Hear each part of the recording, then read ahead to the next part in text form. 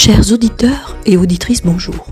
Aujourd'hui, je viens vous parler de la soumission, ou plus précisément de la soumission masculine. Une demande ou une performance qui m'a été suggérée par une connaissance, un certain Santiago. Suggérée dans une analyse sur un terrain inconnu pour ma part. Peut-être serais-je aveugle et que la soumission que je pourrais imposer serait une utopie. Lui, évidemment, sa demande est sexuelle.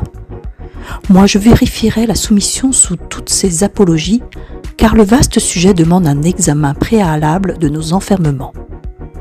Si se soumettre est une perte de liberté et une forme d'esclavage voulu, pourrait-il être aussi délibérément être confus sur une doctrine de vouloir plaire ou satisfaire pour être aimé ? Sommes-nous des êtres à ce point exclus de notre identité pour nous donner à corps perdu dans des balbutiements de prétention ? Rien n'est plus audacieux que ces pertes d'énergie et la mollesse de notre esprit est de prendre ce qui ne nous appartient pas pour combler nos jugements médiocres de nous-mêmes.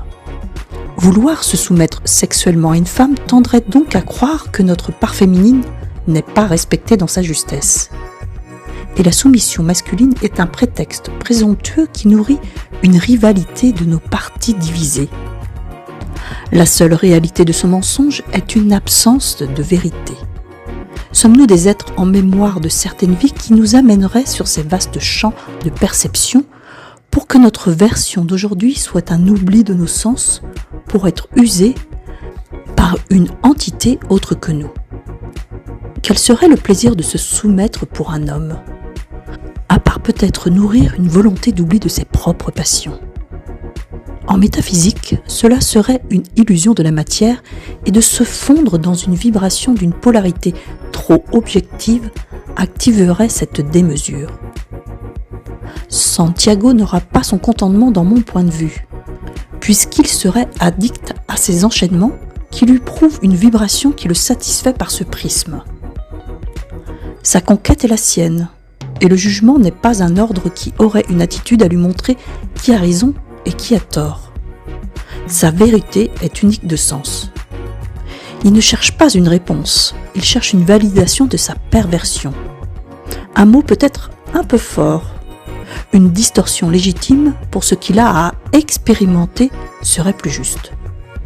L'esclavage a été aboli, mais des restes sont encore vivants, car la peur de vivre est trop forte par moments. Et la soumission serait sans doute un repos provisoire. Des moments de pause où on remettrait les clés à un tiers. C'est le jeu de la vie qui nous conditionne à chaque instant.